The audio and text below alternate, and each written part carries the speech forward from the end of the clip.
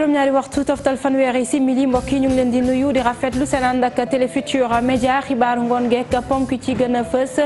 génn àdduna Mamadou Diop Vincent kenn la ci groupe Futurs Médias technicien nekkoon ci rajo Futurs Médias foofee ñu fekk fa ñi nga xamante ne ñoom ñoo doon liggéey ak moom jàpp ne ku baax la ku bëggoon liggéeyam gëmoon li muy def moom Mamadou Diop Vincent bi muy génn àdduna nag ñaar fukk at ak juróom-ñett képp la amoon ca fii ci Pikine la ñu amalee levée du corps bi waaye yóbbu ko ca fa mu fekk baax di Kaolack jébbal ko boromam. Conseil des ministres bi ñu amal démb ak jigéen yi nga xamante ne président Macky Sall joxe na ko ne nañu taxaw ci année scolaire bi ba benn jafe-jafe bañ cee am bokk na ci li ñu war a def respecter engagement yi nga xamante ne jël nañ ko seen digganteeg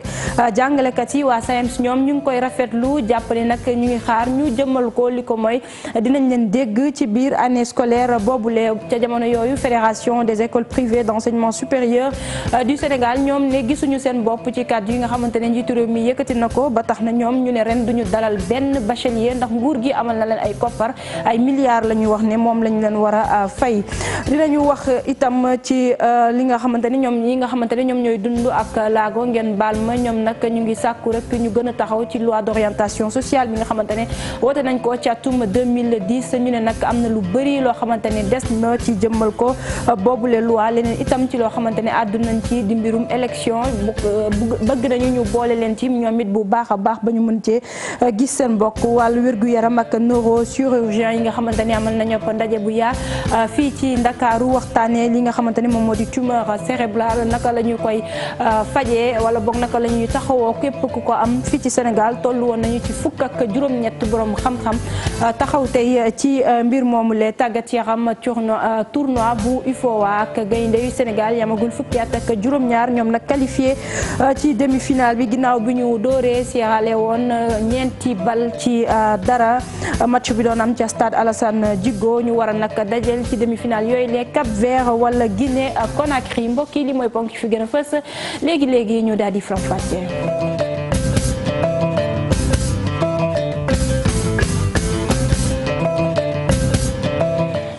dellu di leen nuyu di rafetlu seen ànd ak Télé Futurs Médias di leen dalal jàmm ci xibaaru ngoon gi doore kook lu tiis ak génnub àdduna Mamadou Diop Vincent kenn la si ñun technicien la woon ca rajo Futurs Médias moom nag wuy ji boromam ginnaaw ab feebar bu ko tëraloon ca RFM tiis la ñu fa nemmeeku ñu jàpp ne nag ne ku baax la woon yaru mënoon li muy def bëggoon ko it lool moom Mamadou Diop Vincent levée du corps bi amal nañ ko tey ci suba ca Pikine denc nañ ko ca Kaolack ga mu fekk baax dañuy dellu ci RFM xool lu fa Habib Faye ak Younous Diatta jëlee. nakar ak tiis gane rajo RFM Mamadou Vincent Diop dëddu na àdduna technicien bi ñu xamoon ko ci dëggoom waaye tamit ci gëm liggéeyam bi le mbir ñàkk bu rëy la ci ay jegeñaaleem. ñun ñoo ko magoon foofu ci wàllu at mais doonoon na koo xamante ne nii respecté nañ ko wallahi ci li nga xam ni wan nañu ko ci diir bu gàtt bi nga xamante ne nii nekk nañ ko ak moom. mu nekk lu ñu metti lool lu metti ñëpp ñun ñi nga xam ne xam nañ ko dundandoog moom ak fii. maa ngi fàttaliku ba may njëkk ñëw fii en 2008 moom laa fekk ci au deuxième étage indi sama demande jox ko ndeysaan ba ñu commencé fa tooñante c'est la première fois que ñu gis sama nag moom commencé fa tooñante mu jël demande bi yégal ko donc man moom depuis 2008 donc jusqu'à nos jours ñun la donc ça fait 10 ans de collaboration et de compagnonnage. sees bi la daan toog Marie-Justine Diogo moom mënu ko gëm benn yoon li war rek moo di yeggale mission bi ngir bañ a am mbetteel ca fa mu tëdd. boo dugg see image am mooy feeñaat man bi ma koy mujjee gis mu toog fii ñu tooñante man ma dem production donc moom tu te dis que fii tey nii heure bi peut-être moo fi waroon nekk tey le matin parce que moom d'habitude dafa doon xëy heure bi moo fi waroon nekk wante heure bi ñu ngi koy dénk suñu borom dina métti nag mais on va yàlla nañu yàlla may xolu muñ comme on dit et que notre foi soit notre rempart nga xam ne nañ ci jëfandu baax pour xam ne mbiru yàlla kenn du xëccoo. moom mi woon technicien bu RFM wane na boppam ci rajo googee ci rigueur gi mu amoon journaliste yamu ko sëkkal di seede lii. moo doonoon nit koo xamante ne nii attan naa fàtte boppam ngir noppal ngir oyofal ngir gën a indil jàmm ñi nga xam ne ñoom la nekkaloon fii maanaam man mii ci sama wàllu bopp dama cee doy seede. waxuma la collègue de mais diggante frère la parce que da ngeen seq nit ki lu bëri lu raw sax relation bi ngeen am ci au niveau professionnel ci biti ngeen di dox di demlante di dikkalante kooku yaakaar naa ni dundu njaboot la rek. xam nga Vincent man dama koo naw xam nga tax ma naw ko Vincent boo suivre parcours am ci kër gi fi mu jógee ak ni mu mujjee ci wàllu professionnalisme da ngay xam ne jàmbaar dëgg la parce que technique bi ma doon def jàngu ko de te doon ñëw di xool rek di suivre Vincent dem ba téye antenne journal direct. Mamadou Vincent Diop nekk ndaw bu teel a réer denc nañu ko ca Kaolack ku ñam dund dana ñam dee waaye ñuy ñaanal Vincent mu xippee ji ca aljana yi gën a kawe. ngook Habib Faye yàlla na suñu borom nangu yooyu lee ñaan moom Mamadou Diop Vincent fee mu jëm gënal ko fii mu jógee. ñu wax ci conseil des ministres gi ñu amal ginnaaw vacances yi nga xamante ne gouvernement bi mu ngi ci woon président Macky Sall nag wax ci tolluwaay réew mi sàkku ak dal ci langue politique gi waaye itam wax ci lu soxal njàng mekk njàngale mi bëgg na ministre yi taxaw bu baax a baax ci li nga xamante ne diggoon nañu ko jàngalekat yi su ko defee benn jafe-jafe du am ci année académique gi ñu dëkkmal. dañuy ànd ak récit Alioune Gueye.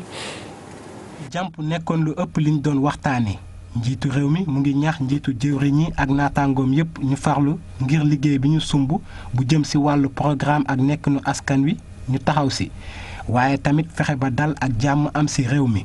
njiitu réew mi àdduna tamit ci mbay mi ak situation bi am ci milieu rural ci jamono nawet bi waaye tamit di wax gouvernement bi ñu daal di waajal l'école bii di waaj a ubbi ci daara yu ndaw yi ak yu kawe yi ñu fexe ba lépp jaaru ci yoon accord yi ñu sàmmante woon ak way jàngalekat yi ñu respecté ko waaye tamit ndongo yi nga xam ni ñu ngi soog a am bac ñu daal di leen orienté. ñu fàttali ni gouvernement bu Sénégal dañoo nekkoon ci vacances ginnaaw ay fan ñu nekkoon di noppalu liggéey bi daal di commencé waat démb ay dossiers yu bari di leen xaar ci table ji. moom président Macky Sall li mu bëgg ci wàllu njàng mekk njàngale mi nag ñi nga xamante ne ñoom ñoo ci nekk ñoo ko gën a bëgg fuuf waa SAEMS ne loolu ñu ngi koy rafetlu li des kay moo di ñu jëmmal ko lu ko mooy ñoom dinañ leen dégg ci biir boobule ci biir année scolaire bi dañ ci teewlu Mamadou Sissoko ak Pape Sangone Mbaye ci reportage. respecté accord yi jot amal ak yenn syndicat doon na mbëbët bi président Macky Sall fësal ci conseil des ministres bu mujjee amal Saourou Sène di syndicaliste moom am na ci ay jiixi jaaxa. dafa doon appel boo xam ne yaakaar naa njiitu réew mi gouvernement am lay waxal parce que gouvernement moom moo mën a respecté accord yooyu nga xam ne daf ko xaatim ak organisation syndicale yi. ak élection présidentielle yi di ñëw njàng meeg njàngale bi nar na dund at bu spécial. te année bii nag mu calme soxla nañ ko parce que nag année électorale la te bëgguñu mukk ëllëg. gouvernement bi bañ a respecté ay engagement ñu jóg di ñaxtu ñu ñuy naan wala politique la ñuy def dañ leen manipuler ñun kenn mënuñu manipuler. ngir dëggal mbëbëtu président secrétaire SAEMS jàpp na ni dañoo war a régler yi les revendications. mais li nga xam ne moom la ñu tuddee lenteur administrative ba léegi mu ngi fi persister te ñu yaakaar ni loolu li ko mën a saafaraal rek mooy ñu gaawantu pas përëx bien sûr mais. li nga xam ne moom la ñuy tuddee dématérialisation processus bi ñu gën cee gaaw. secteuru njàng meeg njàngale bi mi ngi ci crise depuis at yu bëri régler yi le problème dina tax système éducatif bi nekkat ci yoon bu baax. Fédération des écoles privées d'enseignement supérieur ñoom it àddu nañu ci kàddu yi njiitu réew mi ñoom nag ñu ne gisuñu seen bopp ci mbir moomule ba tax na ñoom ren duñu dalal benn bachelier ndax ay milliards yu bëri nguurub Sénégal war na leen ko jox te ba tey gisuñu ko. Ibrahima Kane teewoon na ci ndaje mi ñu doon amal tey jii ci ngoon du ñàkk ñu dikkaat ci laata xibaar yi di jeex ñu wax ci ñi nga xamante ne ñoom ñoo di jundu ak laago fii ci Sénégal ñoom nag bëgg nañu ñu boole leen ci politique de développement fii ci Sénégal ci ab ndaje mu ñu doon amal tey jii ci suba nag ñu sàkku ñu gën leen a bàyyi xel ci lépp loo xamante lu wote fii ci Sénégal ndax ñoom it ñu ne ci réew mi la ñu bokk. Alassane Ba ak Mohamed Dieng teewoon nañu ca ndaje ma. ñu xayma leen ci téeméer boo jël fukk ak juróom ginnaaw nag rapport bu mujj bu organisation mondiale bu jëm ci wàllum santé ñii nga xamante nag ay wëy laago lañu di sàkku nag ñu boole leen ci fi ñuy tànnee Yatma Fall ak i ñoñam bëgg saytu bépp gàllankoor bi nga xamante ni dafa jëm ci seen bokk ci wàllum politique beek dundin bi ci wàllum citoyenneté ñu bëgg ci andi safara. bokk na ci gàllankoor yooyu liñ ci gis ne. bari na bureau de vote yoo xam ne dañ leen di yóbbu ci étage wala ñu yóbbu leen ci école yoo xam ne dugg fa même suuf su bari si sax si cours bi mën na nekk obstacle mën na nekk frein. ñi nga xam ne ñooy candidats yi di def seen programme di ko wax ci télévision bi te loolu yéen waa télévision am ngeen ci rôle mooy dina am ñoo xam ne ay way laago lañ du ñu xam li nit ñi li candidats yi di wax te boo xamul lu candidat bi di wax doo mën a def li ñuy wax choix éclairé parce que amul interprète en langue des signes. booy xool nguur gi sax moom moo am rôle bu njëkk pàcc bi ci ëpp nguur gi moom moo ko war a joué. léegi nag ñu ngi jëm ci élection 2019 il faut que ñi nga xamante ni ñoom ñooy xëccoo pour yor réew mi bu ñuy def seeni politique bu ñuy def seeni proposition bu ñuy def seeni projet de société ñoom tam ñu tenir compte ci waylaago yi. ndaje mi itam nekk occasion ngir ñu saytuwaat yan aménagement la ñu mën a andi ci sunu code électoral liñ ci jublu nag mooy fexe ba ñoom ñi gën a am gëdd ci wàllum vie citoyenne. dañoo seetlu ne même boo demee tey bu dee élection am na nga dem ci maanaam benn centre de vote waylaago bi dafa war a ñëw voter comme citoyen yëpp mais yenn saay bu fekkente ne bureau de vote ba mu war a dem voter dafa nekk au premier étage pour mu accéder si dafay difficile. handicap et participation citoyenne mu di thème bi ñu tànn ci atelier bii nga xamante nag dañ ko jagleel wàllum élection yi di ñëw ñu fi teew nag di sàkku ñu xoolaat cadre juridique bi ndax jàpp nañ ne mise en œuvre bi dafa des. Alassane Ba ci waylaago yooyu lee la ñuy des ki leen jiite di Yatma Fall sàkku nag ñu jëmmal loi d'orientation sociale bi nga xamante ni wote nañ ko ci atum 2010 ndax moom li mu xamle moo di ne bi ñu ko woteek léegi daanaka ci ñaari décret képp la ñu ci doxal ba tax na mi ngi sàkku ci kilifa yi ñu gën cee taxaw gën cee góorgóorlu moom Yatma Fall dañu koy teewal. xam nga loi bi comme ni ñu ko waxee sànq loi d'orientation sociale dafa nekk loi boo xam ne bu am solo la. pour way laago yi parce que biñ koy defar dañ ko doon defar pour mu indi ay saafara ci jafey way laago yi ci réew mi mais comme ni ñu ko gisee loi bi 2010 lañ ko wote woon moom boobaak ren am na juróom-ñetti at waaye loi bi prévoir na lu toll ci fukki décret ak juróomi arrêté interministériel waaye boobaak léegi ñaari décret lañ jël donc ñun li ñuy ñaan mooy ñu fexe ba décret yi nga xam ne war nañ ko jël te ñu waxoon ko ci conseil interministériel bi premier ministre waxoon na ne le 30 juin au plus tard texte yëpp war na pare 2018 le 30 juin au plus tard 2018 waroon na fekk texte yi pare waaye ba léegi texte yi pareegul wax nañ ñu ne mu ngi ci circuit bi mais li ñu war a xam mooy amul solo ñu defar loi te doo indi texte d'application yi pour que loi bi amal njariñ way laago yi encore une fois mënuñu fexe ba di tabax réew mi te ñi amee laago duñu leen boole ci nit ñuy tabaxee réew mi ñun ay handicapé lañ nangu nañ ko ndogalu yàlla la waaye tamit il faut ñu nangu ne ay citoyen lañ te dañoo bëgg a nekk citoyen yu baax bëgg citoyen bu baax nag weesul lii tabax sa réew nga mën ci dugal sa loxo.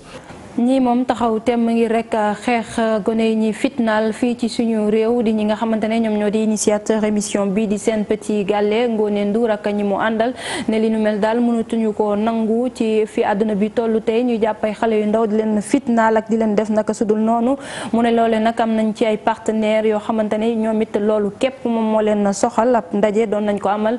tey ji ci ngoon ñu teewlu ci Tidiane Cissé ak Pape Sangone Mbaye.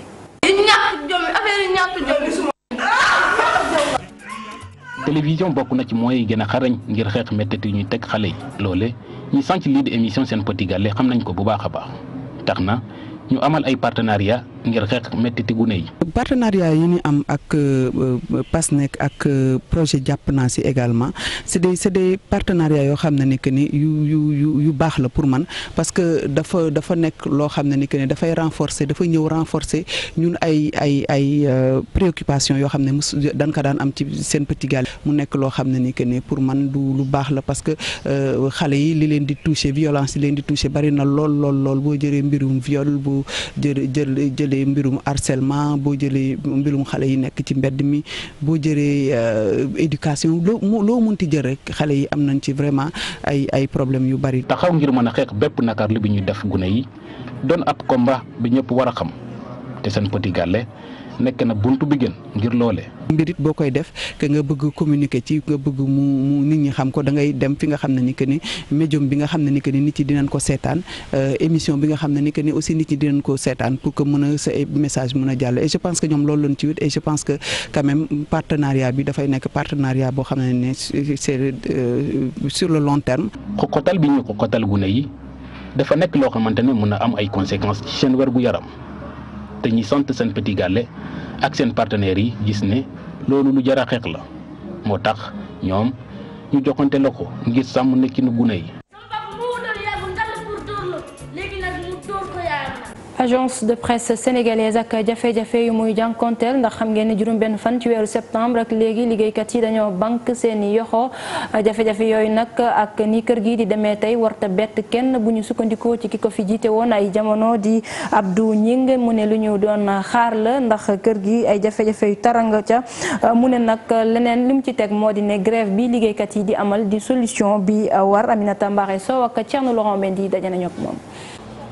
liggéeyam yëpp mu ngi ko amal ci agence de presse sénégalaise mu ngi fa duggee reporter génnee fa directeur général moom nag ci boîte bile fii la defee lépp boîte boobu nag mu jàpp ni ab exemple bu rëy la woon fii ci zone ouest africaine. ñun ñoo jiitu ci agence de presse ci Afrique yi làkk français ñun ñoo ci jiitu ba tax délégation yu bëri dañ doon jóge bitim réew ñëw waa jóge Afrique ñëw di seet di jàng si donc lu mel noonu boo ko amee. da nga koy sàmm. tey jii agence de presse sénégalaise jànkonteel ki jafe-jafe. donc su ma gisee ñuy grève nii ñun daan nañ am jafe-jafe yoo xam ne tar na peut-être gën na tar sax seen bos daan nañ toog ba xam ne ñun xëy na duñu fayu waaw daan nañ dañuy tiit mais mosuñu xalaat ne dañuy grève dégg nga donc lii bu amee li ma leen di ñaan ñoom li ma leen di ñaan moo nañu bàyyi grève bi ndax xam nga sénégalais lu mot sénégalais yi. boo leen wax agence du ñu xamuñu lan la donc ku mel noonu bu fekkee da ngay liggéey ci loo xamee ne ñu bëri xamuñu ko bul di def lu mel ni grève parce que grève dafa dootoo liggéey doo def dara ña doon jël di jëfandikoo astut li nga doon def mais buñ toogee gisatuñ ko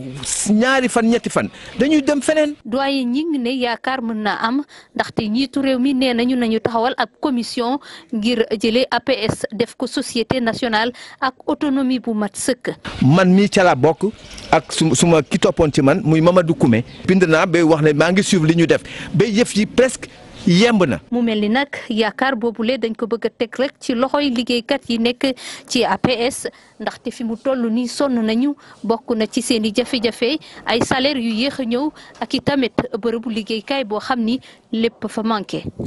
Aminata Mbaare Sow ñu di ko jaajëfal ñu dem ca Thiès wax ci mala yi ñuy faral di yàpp lu diis ba di leen fitnaal sax léeg-léeg ñuy dem ba faatu mbaam yeeg fas yi kuréel gi nga xamante ne nag moom mooy xeex ngir rek ñuy aar. mala yooyu le taxaw tem ngir mbir mboom le dakk moom nag jàpp na ni charité yeeg borom calèche yi mu ne ñoom ñooy def li ni mel faaw nag ñu gën leen gindi ci mala yooyu ak njariñ li ñu am waaye itam fexe ba doo leen teg dara lu metti Cheikh Anta Diop ak Sey Latir ci ay leeral. fu tourné ci dëkk bi daa leen gis ci mbedd yi ci quartier yi gën a sori ci diwaanu Thiès di ay sareetu mbaam ay wutiir ñuy yabaka yebbi waaye nag li ñuy teg seeni ndodd metti na lool dañ leen di dóor bu ndoxatal leen ba di leen gaañ am na si sax ay bàyyi ma yoo xam ne dañuy ñàkk seen bakkan loolee tax kuréel gi jóg ngir xeex ko. Thiès dëkk boo xamante ni fas yi ak mbaam yi bëri nañ fi trop parce que balaa ñuy def suñu projet bi dañoo def enquête mais gis nañu aussi amoon na ay jafe-jafe yu bëri da leen di maltraité nit ñi dañu leen di utiliser te du leen toppatoo di leen dóor du leen jox lekk bu baax te du leen faj surtout faj mi moo waral bisu tey bi parce que li ñuy jëmmal mooy faj mi fas yi ak mbaam mi dañoo soxla prévention médicale parce que dafa am li ñuy wax ak yelleefu mala chaque jour que Dieu fait dañuy woo ñuy dem di def ay intervention avec l'aide de groupe bien sûr ak ci village yi mais à Thiès surtout à Thiès ci côté mbaam mi moom Thiès dafa gën a doy waar waaw surtout à Thiès parce que ñoom ñooy tonni mbalit mi ñooy dugg ci kër-këraan yi mais da leen di dóor di leen surchargé ñu am ay góom ba pare souvent da leen di abandonné da ngay gis ku liggéey ba pare bu paree rek da koy tekki mu dem bu subaa mu dem wuriwaat yàggul dara même pas une semaine boo xam mbaam bi wax dëgg yàlla dafa mujj dem ba mënatul dox yaram yi paralysé parce que tétanos soo ko jàppoon mais yàlla dafa mujj wàcc. kuréel gi taxaw ngir delloo àq ak yelleefu mala yi nee nañu bàyyi ma yi li ñuy dugal ci réew mi ci wàllu koom jéggi na dayoo te daa mel ni kenn toppatoowu leen. environnement bi yëpp la mala yëpp la di liggéey ci àdduna bi yëpp di liggéey bi Sénégal. ba tax na sax am nañu ab campagne boo xamante ni nag fësal nañ ko fii ci diwaanu Thiès ba fépp fu sareet wala outil di gaare daañu fa dem mën a waxtaan ak jockey yi ngir ñu mën a toppatoo seeni mala. ci wàllu wér-gu-yaram ni ñu ko waxee woon ci bopp xibaar yi neurochirurgien yi ci Sénégal ak pédiatre yi amal ab ndaje bu yaa tey ca université Cheikh Anta Diop bu Ndakaaru doon waxtaanee tumeur cérébrale yi xool rek naka la ñuy def ci wàllu prise en charge bi fii ci Sénégal weccante xalaat ci mbir moomule Fatou Kiné Dem ak Thierno Laurent Mendy. jàngoro yi di laal bopp ñiy faral nag di juddu ak bopp yu rëy li ñu naan traumatisme crânien infection ay neurochirurgien yu yëngu ci pajum gone yi fekk baax fii ci Sénégal bàyyi ko itamit te bitim réew amal fii rek ab ndaje ngir weccoo xalaat ci jàngoro yu bari. yi laal xale yëpp mooy tumeur yi donjo yi dem ci bopp bi hydrocéphalie yi traumatisme yi accident yi demee noonu yëpp la ñuy laalandoo parce que benn cours rek la ñuy def mais ñu ngi xalaat ci ëllëg su fekkee ne cours bi vraiment liñ ci yaakaaroon am nañ ko ñu mun ko xëj na di ko def at bu nekk ci benn dëkk. fii ci Sénégal nag accident yi ci biir kër yi bari na lool lu nu koy nemmeeku ndax léeg-léeg nga gis xale jóge fu sori lool daanu loole nag lu ca ëpp di indi traumatisme crânien. mais ci xale yi daanu yi la dañuy wax les chutes daanu yi nag ci kër yi surtout parce que xale bu tuuti boo am ñaari at ñetti at ak yooyu boo ko mayee benn minute doy na pour mu def musiba benn minute da nga koy toppatoo bëccëg bi yëpp mais benn minute nga koy may mu yéeg daw ci escalier yi wala yéeg ci terrasse bi tëb. ñi yëngu nag ci xeetu pàcc yi ñi ngi wax ni Sénégal def na ay jéego naam waaye nag faaw rek mu dooleel yenn yi lu ci mel ni yaatal pàcc mi fépp ci biir réew mi. bu fekkee da nga am structure boo xam ne dafa nekk structure buy jël maladies yi gën a compliqué yi gën a maladies yi gën a jafe jël en charge. Il faut que ñu am effectivement plateau technique lu ñuy wax plateau technique c'est-à-dire ay rajo ay bloc opératoire ay réanimation yu xarañ non seulement dañu war a am équipement boobu mais dañu war a am personnel bu doy ak yooyu. booy xool nag lu toll ci fukk ak juróom-ñetti neurochirurgien la ñuy wàññi ci biir réew mi te ñu ci bari nag fii la ñu nekk ci Ndakaaru mu mel ni liggéey bi des na itam. mbektik bi ci wàllu jaww ji Sénégal nag at wu nekk 2 millions ci doomi aadama ak juróomi téeméeri junni ci ay passagers ñooy jaar fii ci suñu aéroport bi bu ñu ñooy jaar ci suñu aéroport bi ngeen baal ma mu nekk kon aéroport bu jiitu ci réew yu bokk ci UEMOA waaye tollu ci ñetteelu place bi ci réew yi nga xamante ne ñoom ñoo bokk CEDEAO loolee nag ay xibaar la yoo xamante ne Ibra Birane Wane moom moo ko xamle xam-xamam màcc ci wàllu woowule tey ji ci plateforme bi mu doon fësal la ko xamle dañu koy teewlu ci micro di Sapré Ramadou Diop. Du point de vue de l'UEMOA, le Sénégal est le numéro 1. C'est le pays le plus développé en matière de transport aérien. Quel est l'indicateur? ci zone UEMOA Sénégal moo nekk premier ndax mooy réew bi gën a développé ci wàllu transport aérien li ko wone mooy trafic bi ci aéroport bi bëri na lool at mu nekk lu toll ci 2,5 millions passagers ak lu teg dinañu jaare fii ci aéroport bu Sénégal ak compagnie nationale bi nga xam ne mu ngi door a juddu ren boobu mën naa gën a jëm si kanam sax ci zone CEDEAO moom nag Sénégal moom moo nekk 3e ginnaaw Ghana ak Nigeria ci biir marché bii nag am na 350 agences de voyage yoo xam ne am nañu licence ngir mën liggéey fii ci Sénégal 150 yooyu daanaka juróom fukk rek ñoo si am licence IATA ngir mën a bokk ci réseau international bi waaye nag ci wàllu chiffre d'affaires Sénégal moom mooy 2e ci wàllu UEMOA ginnaaw Côte d'Ivoire. Tout ce qui se passe ici, bon, du point de vue maintenant du chiffre d'affaires. tàggat yaram football ak tournoi UFOA gaynde yu ndaw yi nag amagul fukki at ak juróom-ñaar ñoom daal di qualifié ci demi-finale yi ñoom ñoo dóor Sierra Leone 4 bal ci dara match la bu ñu doon amal ca stade Alassane Djigo ca Pikine mu doon nag ñaareelu ndam bu gaynde yi ci ñaari sortie yi nga xamante ne jot nañu ko am ñoom guney Malick Daffy ci demi-finale bi nag ñu war a dajeel Cap-Vert wala bokk Guinée Conakry dinañu ko xam lu yàggul dara mbokk yi fii la ñu yem ak yéen ci xibaar yi jaajëfal leen bu baax a baax ci teewlu bi fii ak simili yu néew Sara Cissé dina fi dikk faram fàcceel leen xibaar yi ci français ñu fanaan jàmm